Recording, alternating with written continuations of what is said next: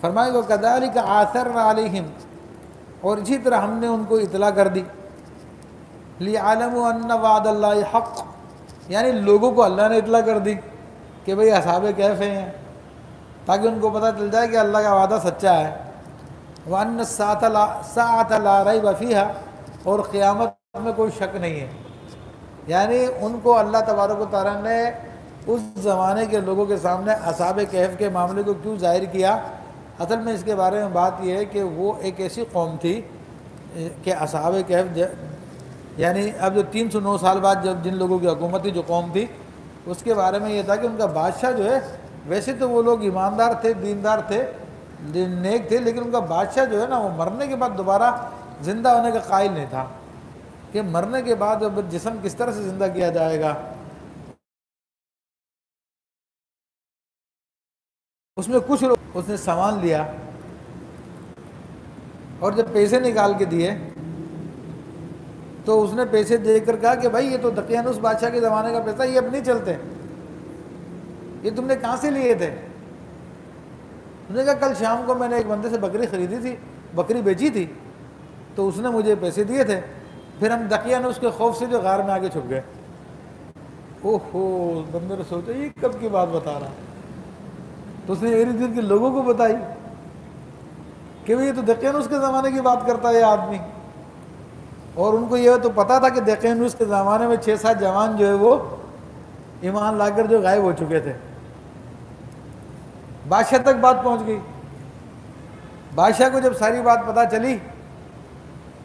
تو بادشاہ تو دعا کرتا ہے اللہ تعالیٰ سے کہ میرے مالک یہ معاملہ مجھ پہ کھول دے،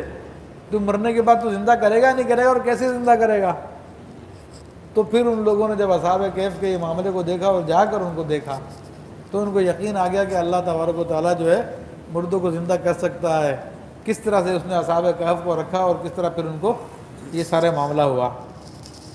اب یہ بات ثابت ہو گئی کہ یہ وہی اصحاب کہف ہے، تو ان کا عقیدہ بھی ٹھیک ہو گیا، تو اب آپس میں اب جھگڑا ہونے لگا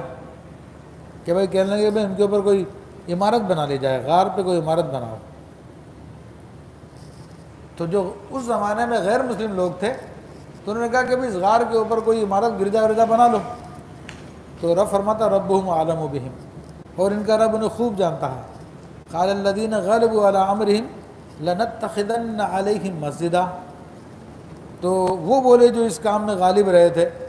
یعنی جو مسلمان اکثریت میں تھے، انہوں نے کہا کہ ہم اس پہ مسجد بنائیں گے، اس غار پر مسجد بنائیں گے۔ تو اب یہاں پر یہ بات بھی ثابت ہو گئی کہ جو اہل اللہ ہوتے ہیں